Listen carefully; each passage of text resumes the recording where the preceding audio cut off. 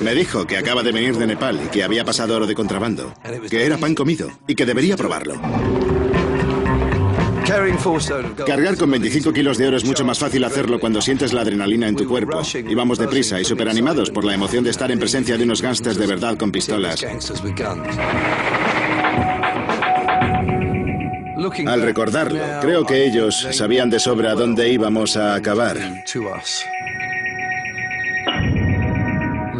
Iban a sacrificarnos.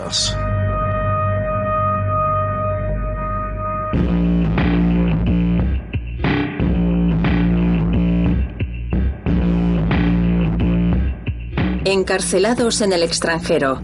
Contrabando de oro de Hong Kong a Nepal. En 1990, Piers Hernu vivía en Londres y trabajaba como empresario. Era un chico de ciudad. Tenía una corbata Hermès, unos zapatos de vestir y un traje oscuro de raya diplomática. Me gustaba tener un poco de dinero en el bolsillo y aparentar que era alguien importante.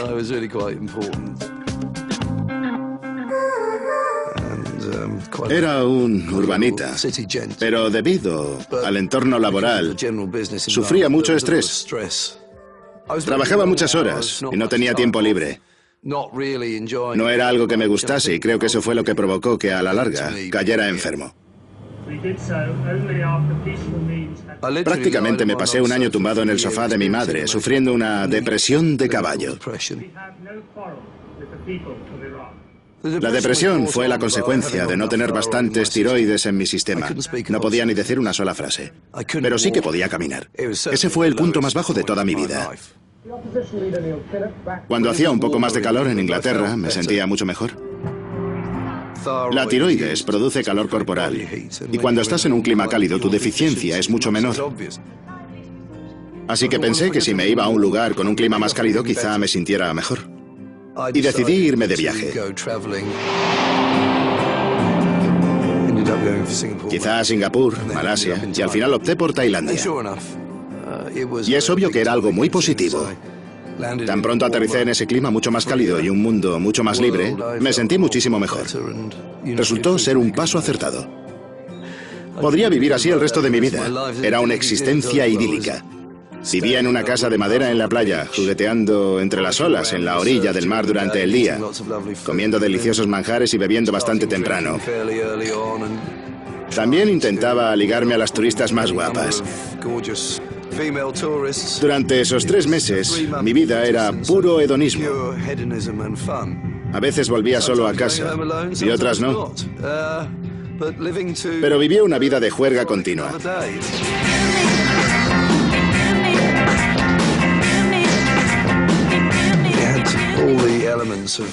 Cumplía todos los requisitos de una vida de ensueño para cualquier joven que buscase emociones fuertes, y eso es exactamente lo que acabé haciendo. Tras haber estado viajando 6 meses por el sudeste asiático, Piers fue a Hong Kong a buscar trabajo. Hong Kong fue un shock cultural por la cantidad de gente que hay en un mismo edificio. Me había acostumbrado a tener mucho espacio y a la belleza, y ahora de repente había mucho bullicio. ¿Qué tal estás, tío? Una cama libre para mí. Hola, ¿qué tal? Bien, me llamo Oz. En el albergue conocí a un tipo que se llamaba Oz. Llegó una semana después y más o menos me hice cargo de él. Parecía un poco inocentón en cuanto a la bebida y a la diversión, y yo simplemente le enseñé cómo pasárselo bien.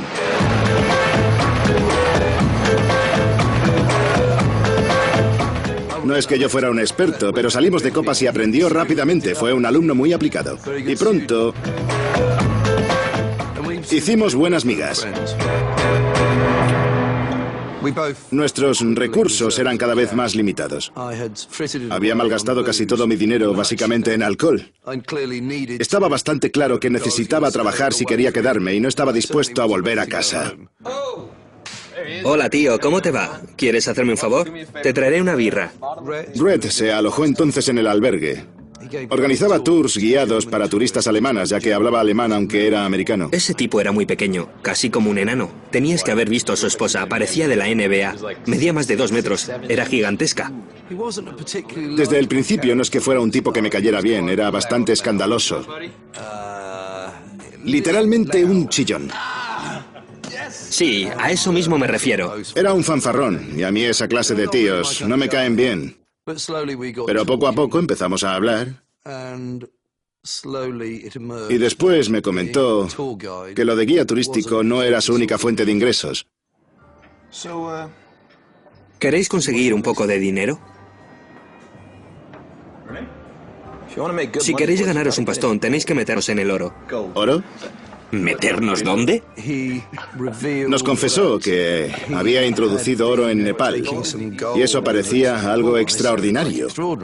¿Cómo coño lo haces? Lo único que tenéis que hacer es subiros el oro al avión, quedaros una semana en Katmandú, echar un vistazo por las montañas y volver de regreso el lunes. ¿Katmandú? Un lugar exótico, son buena gente y simpáticos. Nos comentó que iba a volverlo a hacer, y que había sitio para más gente si queríamos ir con él. Los tipos en los aeropuertos, los agentes de aduanas y todos esos, están todos implicados. No se salva ninguno. Parecía aterrador. Se trataba de gente a quien no conocía, en países que tampoco conocía. La cosa podría salir mal, y no es que yo estuviera en una situación desesperada. Vale, tío. O lo tomas o lo dejas. Lo dejo, gracias. ¿Y tú qué haces, Oz? Creo que lo he pensado y... no. Vale, tíos. No voy a obligaros.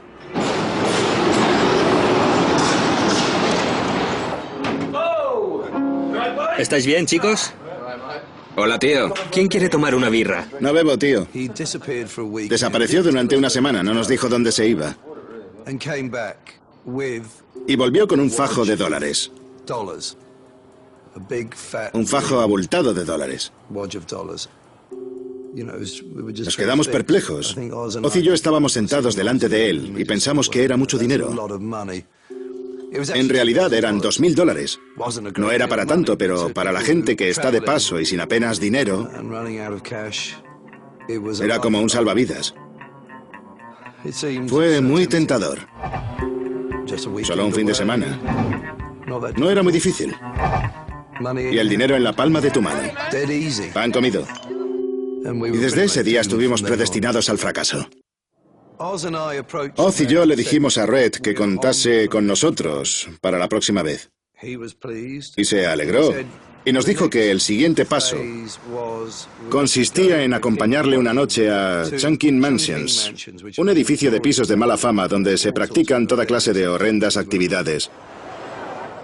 Así que una noche, Oz, Red y yo fuimos al centro para conocer al cuarto miembro del equipo.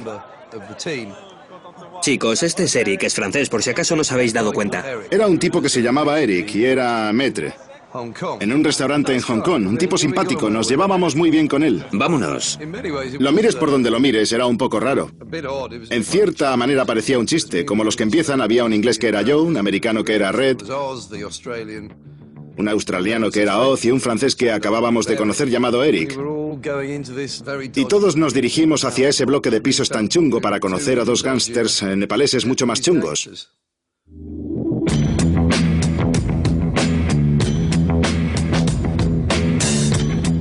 Era bastante emocionante porque había oído hablar de ese lugar, pero nunca había estado allí y tenía fama de ser un centro de prostitución y contrabando. Allí se podían alquilar habitaciones por hora y era el lugar donde se pactaban toda clase de chanchullos. Con total discreción.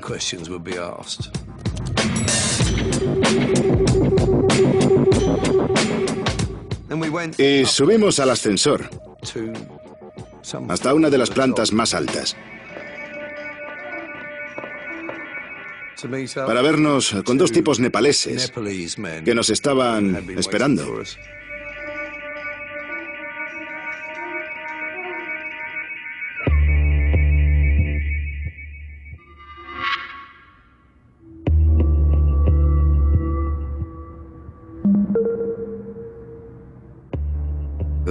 Lo que más me chocó es que uno de ellos llevaba una funda de pistola debajo del hombro y se podía ver la pistola por debajo de su brazo. Y debo admitir que se me encogió el estómago.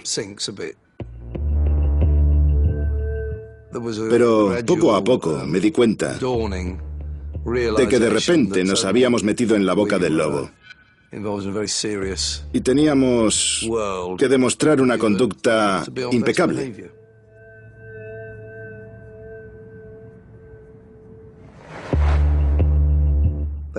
Tenían un chaleco vaquero con varios bolsillos que contenían oro por un valor de $400.000 y querían comprobar si éramos lo bastante fuertes físicamente para coger el chaleco y ponérnoslo.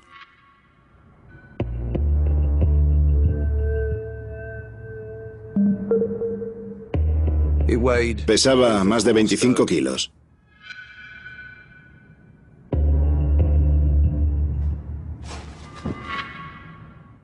Está claro que de repente pasas de 70 kilos a 95 kilos y pesaba mucho. Te pesaban los pies. En cierta manera parecíamos Robocop al caminar llevando eso encima, porque de repente pesas 25 kilos más. Todos queríamos demostrarles que éramos capaces de ello, que podíamos hacerlo sin problemas.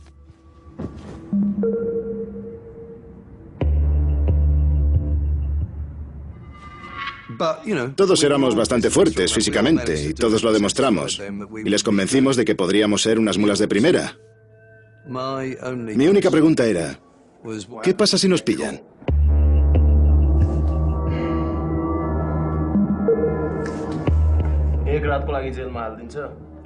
No pasará nada. No pasará nada, tío. Os enviarán a casa deportados, una noche en la cárcel, eso es todo. Entonces no parecía tener ninguna traba. Una noche en la cárcel, ¿era algo que podríamos soportar? No está nada mal, ¿verdad? Esa noche nos lo pasamos bien, porque aún no nos había bajado la adrenalina de haber hecho ese trato. De haber estado en presencia de unos gángsters de verdad con pistolas. Para nosotros todo marchaba sobre ruedas. Sí, todas las semanas. $2.000 por semana, chicos. También sientes miedo. Pero sin ese miedo no te sube la adrenalina.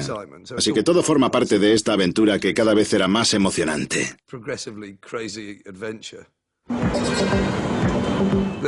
Hubo una semana de diferencia entre probarnos los chalecos y la ruta del oro, y durante esa semana me pregunté infinidad de veces qué coño estaba haciendo. Aún podía echarme atrás y ser un poco más sensato. Y al final fue un sí rotundo. No fue por el dinero, sino más bien porque cuanto más lo pensaba, más creía que era una gran aventura. Y quería demostrar que podía hacer algo tan estúpido y peligroso como eso. Había estado enfermo y limitado durante mucho tiempo. Y era una manera de demostrar no solo que me encontraba mejor, sino también me sentía libre. Demostrando así que estaba al 100% y con un buen par de cojones.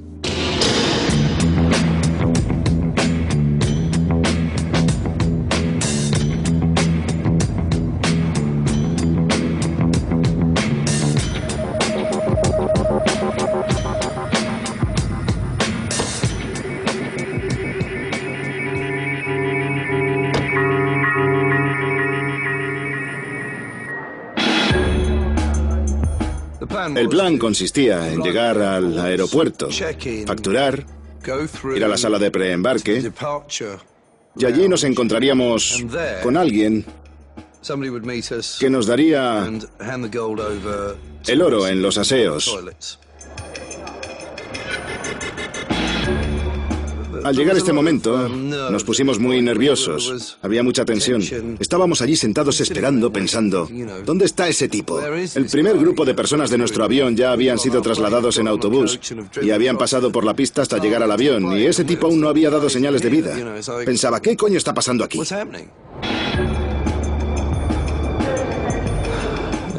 Y después pensé, ¿nos están vigilando? ¿Vigilan a todos los que tienen pinta de estar nerviosos?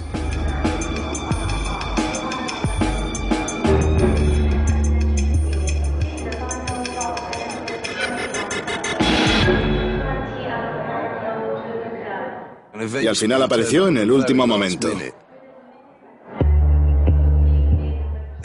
Primero Eric le siguió al aseo, y después fuimos uno tras otro.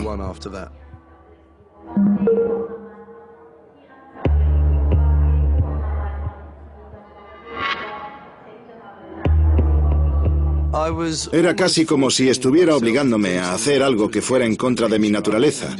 Yo solo era un tipo de clase media viajando con mochila, y de repente haciendo algo totalmente ilegal. Y probablemente era lo más ilegal que había hecho en toda mi vida.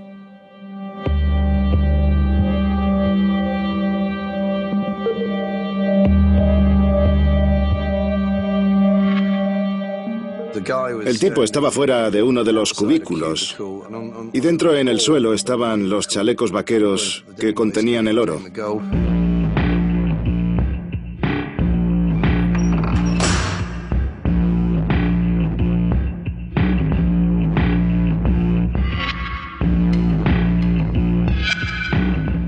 Teníamos que llevar puesta una chaqueta y una camisa para ocultar lo que llevábamos debajo.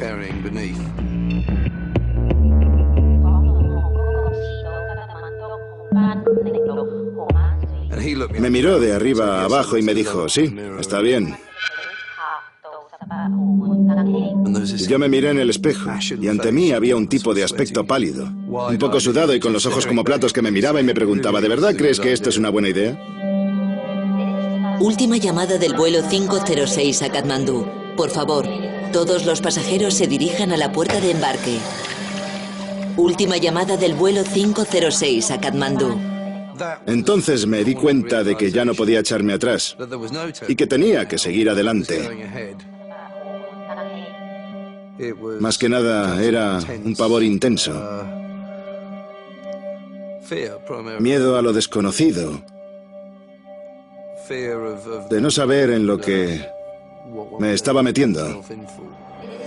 Última llamada. Los pasajeros del vuelo 506 diríjanse a la puerta número 18. Última llamada del vuelo 506 a Katmandú. Por favor, todos los pasajeros diríjanse a la puerta número 18.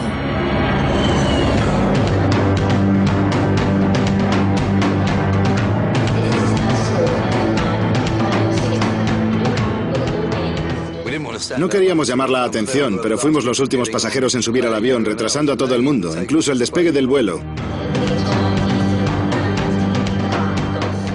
Cargar con 25 kilos de oro es mucho más fácil cuando te sube la adrenalina y, por lo tanto, eres mucho más fuerte de lo que en realidad eres.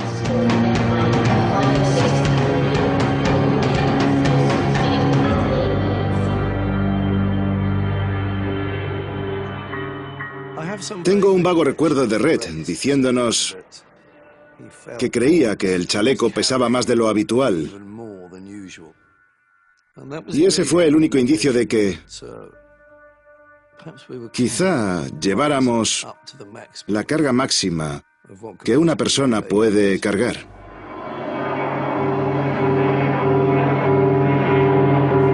Pierce, Oz, Eric y Red llevaban 112 kilos de oro con un valor de 1,6 millones de dólares. Al parecer, el trato con los traficantes de oro es que puedes subirlo al avión hasta Nepal, porque allí no tienen detectores de metal en el aeropuerto. Y los agentes de aduanas de Nepal fueron sobornados para permitirnos que pasáramos sin problemas. Y desde allí se lo llevan a la India, donde sí que tienen detectores de metal en los aeropuertos y es vendido en India a un precio desorbitado, ahorrándose así los impuestos de importación de Nepal o la India. Ahí reside el arbitraje, y así la gente amasa dinero traficando con oro.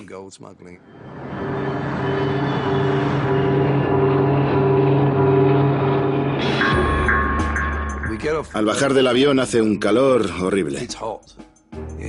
Es justo mediodía. Sientes un intenso calor y no vamos vestidos de manera apropiada. Estábamos sudando. Y si a eso le añades lo nerviosos que estábamos, se traduce en unos tipos sudando a mares. Pero seguimos adelante, nos pusimos a la cola y no hubo problemas en el control de pasaportes. Les dimos el dinero y nos dejaron pasar a una puerta inmensa de doble hoja hasta el control de aduanas. Hay mucho bullicio y hay 4 controles consistentes en una mesa donde se registra el equipaje. Pero de repente Red se paró, estaba perplejo y pensé, ¿cuál es el problema?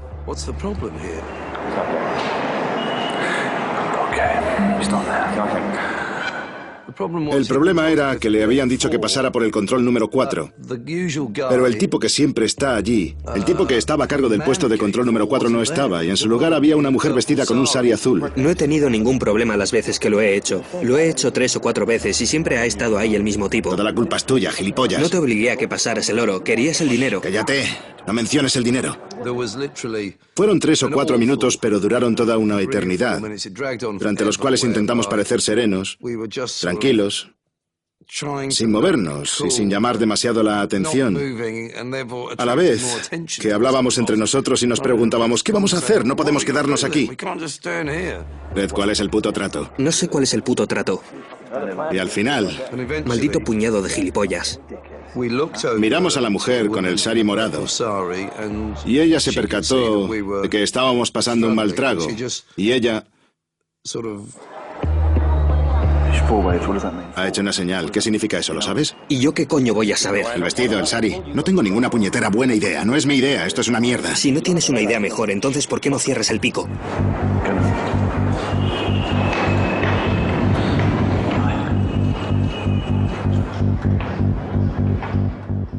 Red pasó primero y puso su bolsa sobre la mesa. Le dio las gracias. Y después fue el turno de Oz.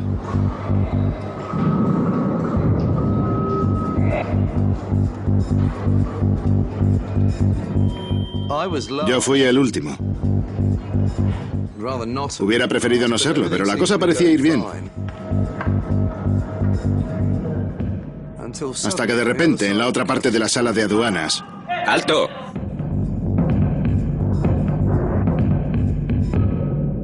En ese momento no me dio tiempo a pensar nada.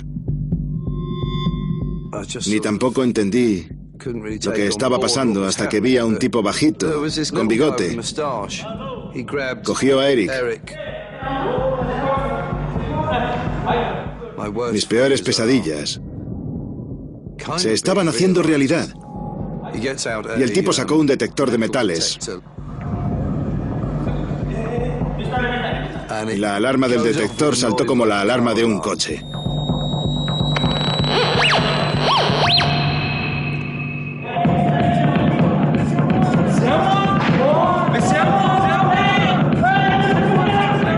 Usted, venga aquí.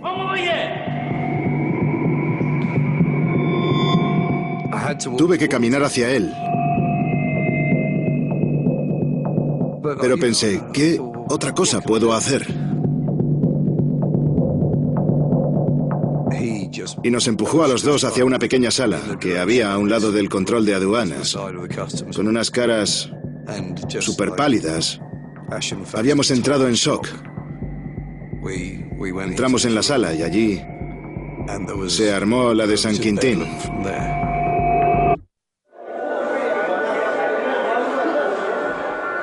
Mientras Eric y yo estábamos sentados en esa sala, Oz y Red habían pasado el control de aduanas y estaban en el otro lado, esperando a que saliéramos. Ya que estás aquí, podías probarlo. Sí, tío, lo probaré, pero ¿tienen...? No, tío, aquí en la ciudad no.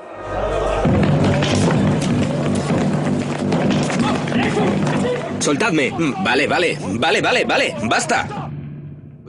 Y en lugar de salir nosotros de esa sala, los que salieron fueron 4 o 5 policías armados.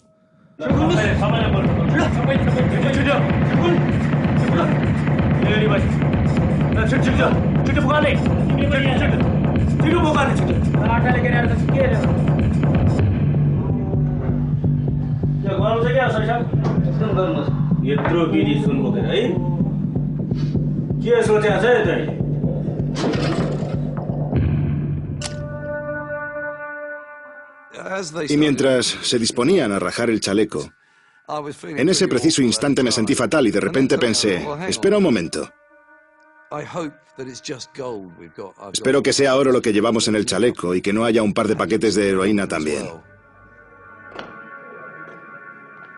Y me di cuenta de lo estúpido que había sido. Echando la vista atrás, me doy cuenta de que fui un gran estúpido.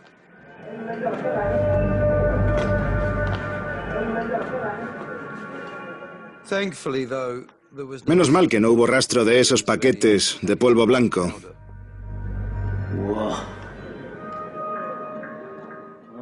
Nunca hasta entonces habíamos visto el oro. Únicamente habíamos sentido su peso.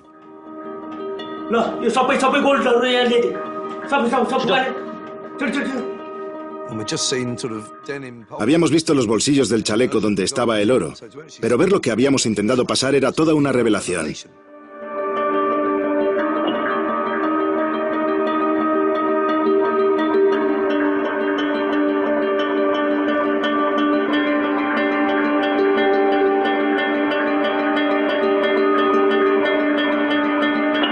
No solo para nosotros, sino también para los agentes de aduanas que estaban reunidos en torno al oro.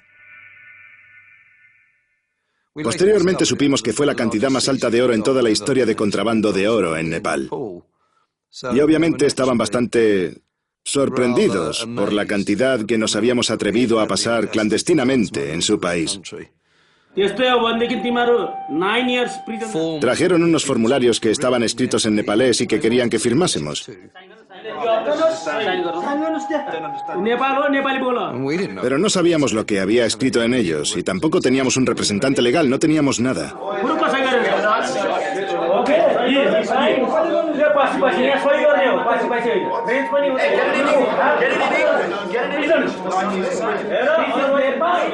No voy a firmar nada. Pero con tanta gente gritándote enfadados, obligándote a coger un bolígrafo. No quieres causar más problemas innecesarios, pero tampoco quieres echar tu vida por la borda. Al final todos firmamos porque no queríamos causar demasiados problemas.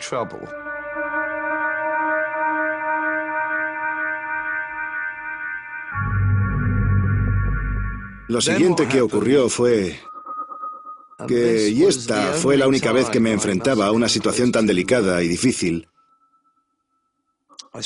desde el punto de vista emocional. Nunca en toda mi vida me habían esposado. Y esas esposas eran bastante grandes. Y estaban oxidadas, eran unas esposas tercermundistas. Ese mero acto de ponernos las esposas tuvo un gran simbolismo. Entonces es cuando pierdes totalmente tu libertad. Nos metieron a los 4 en un jeep. Y creo que nos acompañaban 4 policías armados. No sabíamos si nos habían raptado o algo parecido. Y nos alejamos de allí en plena noche.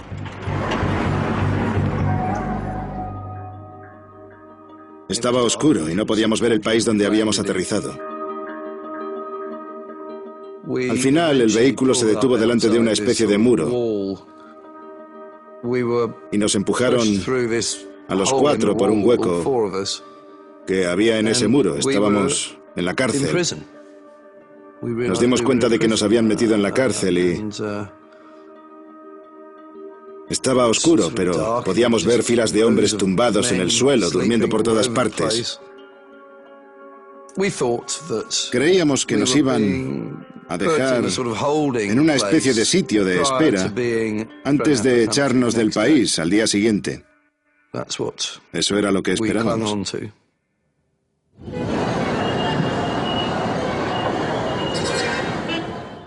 Aunque parezca mentira, esa noche dormí como un lirón. Todo ese día fue una experiencia agotadora y cuando llegamos a la cárcel cerré los ojos y pude dormir. Cuando me desperté al día siguiente, estaba rodeado por el barullo típico de una cárcel. No podía creerme que estaba allí. Cuando me desperté pensé, bien, ¿qué hago aquí? Ah, sí, me arrestaron anoche por traficar con oro. Me han dejado tirado en la trena y aquí estoy. Hubo una llamada de la puerta principal y tuvimos que subir al jeep junto con algunos soldados y nos volvieron a llevar al aeropuerto.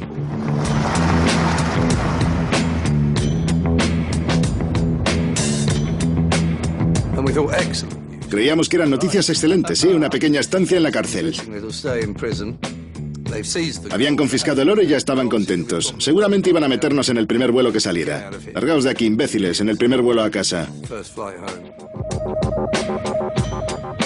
Pero cuando llegamos al aeropuerto nos llevaron a un edificio dentro del recinto. Había una señal que decía Tribunal de Aduanas. Y finalmente resultó que todos aquellos que son pillados traficando en cualquier aeropuerto nepalés son juzgados en el Tribunal de Aduanas. Pero después resultó que ese Tribunal de Aduanas es simplemente una oficina.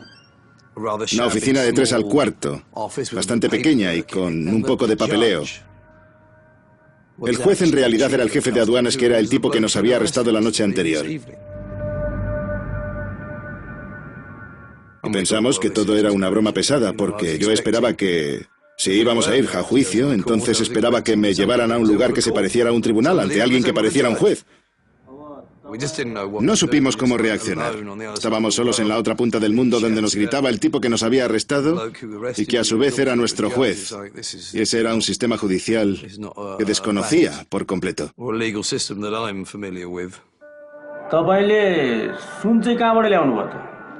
¿Desde dónde lo habéis traído? ¿Desde dónde habéis traído el oro? Hong Kong. Hong Kong. Nos preguntaron si sabíamos de quién era el oro. No lo sabemos. No lo sabemos, solo recogemos el oro en Hong Kong y lo traemos hasta Katmandú. Y solo sabemos a quién tenemos que entregárselo una vez llegamos aquí. Creo que fue un alivio que no supiéramos nada de nada. Y enseguida nos dijo que nos condenaba a 4 años de prisión. ¿4 años? ¿Sí? ¿En una prisión en Nepal? ¿Sí? ¿No van a deportarnos? Llevabais encima 112 kilos de oro. Si queréis marcharos, tendréis que pagar el precio de 112 kilos de oro. A menos que pudiéramos pagar la multa por el mismo valor del oro confiscado, no saldríamos de allí. Como no llevábamos $1.600.000 encima, era poco probable que nos dejaran marchar. Nos quedamos atónitos, helados, y en cierta manera no dábamos crédito a lo que nos había dicho. A continuación nos llevaron de vuelta a la cárcel para cumplir nuestra sentencia.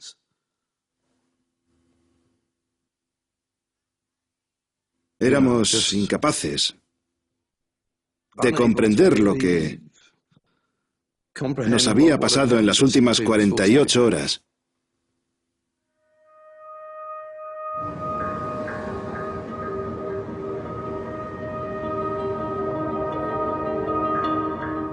Me preguntaba por qué había salido mal el plan, por qué esta vez no había salido igual de bien que las otras veces. ¿Quién era el tipo que nos arrestó a Eric y a mí? ¿Por qué nos arrestaron si todo el mundo había sido sobornado? Más tarde descubrimos que se habían tramado otras cosas, pero entonces no teníamos ni la más remota idea.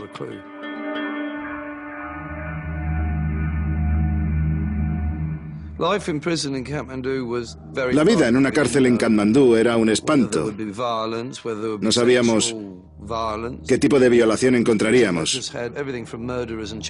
Era una cárcel con todo un repertorio de criminales, desde asesinos hasta pederastas, violadores y drogadictos. Durante los primeros días me presentaron al único blanco que había en la prisión. Parecía un tipo bastante extraordinario. Parecía como una especie de mago de otro siglo. Y hablaba en clave. Básicamente decía cosas incoherentes.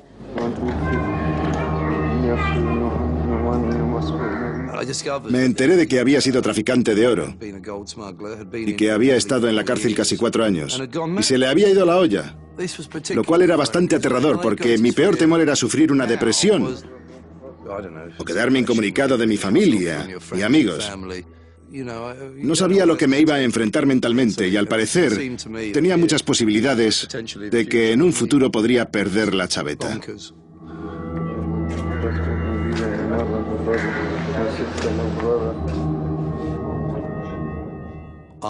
Redacté una carta muy difícil para mi madre, donde Le pedía que no se preocupara por mí, que había acabado en una prisión en Nepal y que no le había dicho que iba a visitar Nepal, pero que estaba allí y que me sentía estúpido, egoísta y muy desgraciado. Toda mi chulería había desaparecido poco a poco y lo único que quedaba era un joven un poco asustado deseando poder echar marcha atrás y cambiar las decisiones que había tomado, que resultaron ser todo lo contrario de sensatas.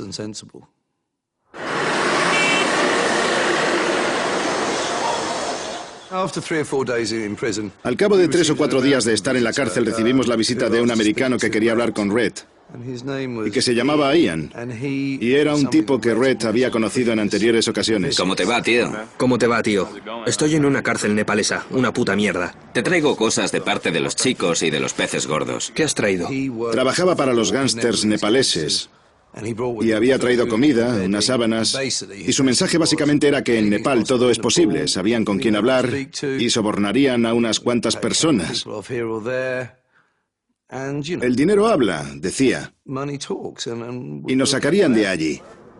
Al oírle decir eso nos quedamos aliviados, muy emocionados y llenos de ilusión, porque no se habían olvidado de nosotros.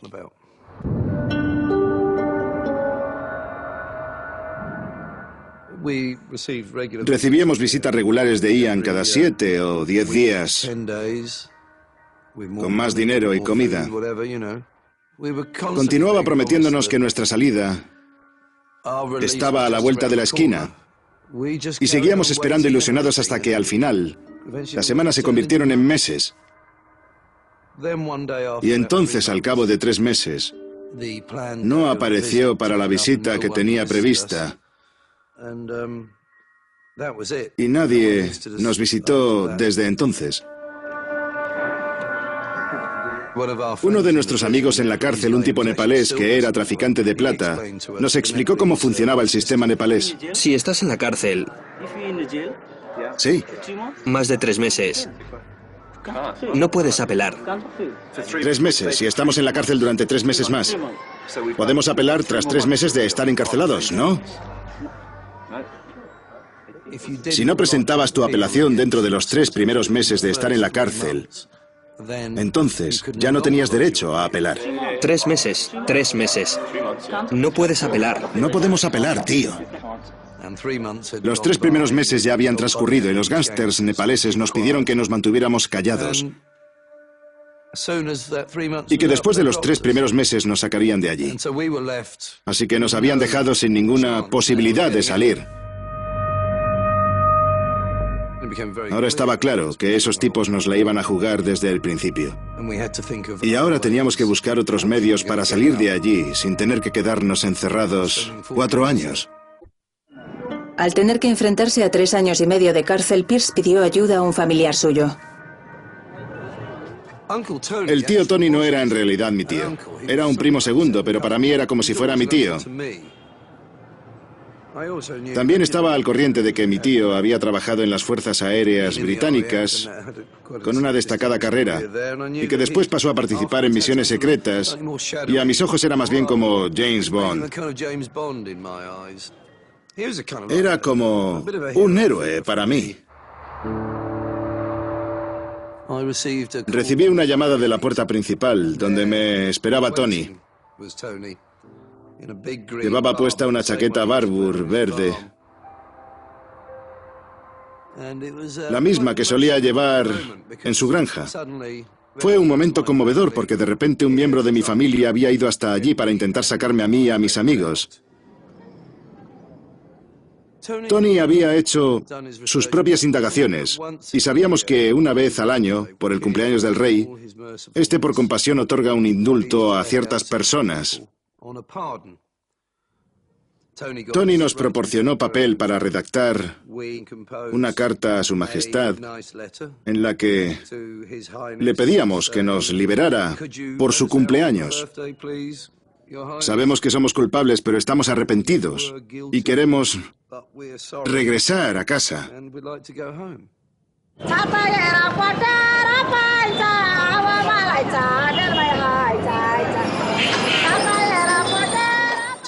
el papel que Tony tenía que desempeñar fuera era el de nuestro representante, y queríamos que se entrevistase con toda la gente que fuera posible. No sabíamos cómo el contacto de alguien podía ayudarnos, pero lo que sí entendíamos era que si queríamos salir de allí escribiendo una carta al rey, necesitaríamos cierto apoyo político del interior. Así que Tony se entrevistó con un tipo muy interesante que se llamaba Lucas. Y resultó que Lucas era un americano que había trabajado con los gángsters nepaleses. De hecho, se había encargado de pagar los sobornos a los agentes de aduanas en el aeropuerto de Katmandú. Pero se encontraba fuera del país cuando nos arrestaron. Los gángsters nepaleses le llamaron y tuvo que salir hacia Hong Kong. Así que, mientras nosotros íbamos camino a Nepal, Lucas, que supervisaba los sobornos a los agentes de aduanas, iba de camino a Hong Kong. Lucas se dio cuenta enseguida de que nos habían tendido una trampa. Y por eso le invitaron a ir a Hong Kong para que no se inmiscuyera en nuestro arresto. Nuestro arresto fue planeado desde un principio por los dos tipos que habíamos conocido en Chungking Mansions. Nos cargaron hasta los topes con todo el oro posible e informaron... Oye, tú. ...al jefe de aduanas de nuestra llegada. Y el trato consiste en que... si informas de cualquier tráfico de oro en Nepal, la recompensa es un cuarto del valor del oro confiscado. Así que cuanto más cargas las mulas con oro, más dinero recibes a cambio.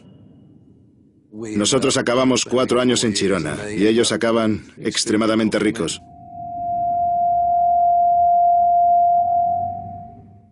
Nos sentimos impotentes cuando nos dimos cuenta de que habíamos caído en su trampa, pero a la vez también estábamos ilusionados, porque de repente nuestras posibilidades de salir de allí aumentaron de forma significativa.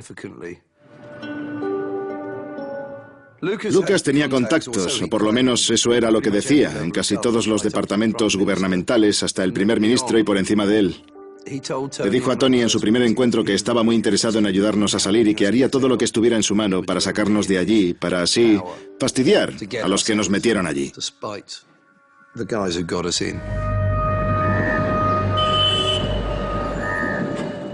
Era el 17 de diciembre y recuerdo oír gritar en inglés en la puerta principal. Era la vicecónsul de la embajada inglesa. Y nos dijo, no sabía ni cómo, ni por qué, pero que había venido para decirnos que había sido informada esa misma mañana de que iban a ponernos en libertad el día del cumpleaños del rey, el 29 de diciembre. Y... no sé, era algo extraordinario. Un sentimiento increíble. Y entonces tuve la gratificante tarea de regresar a la celda y reunirme con Oz, Eric y Rhett para decirles que iban a liberarnos. Nos vamos a casa.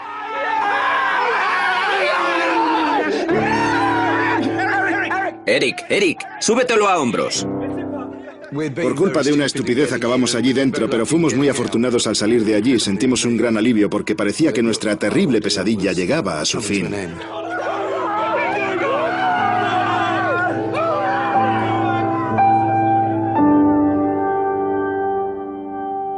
Pierce y sus amigos fueron liberados tras haber cumplido 8 meses en prisión.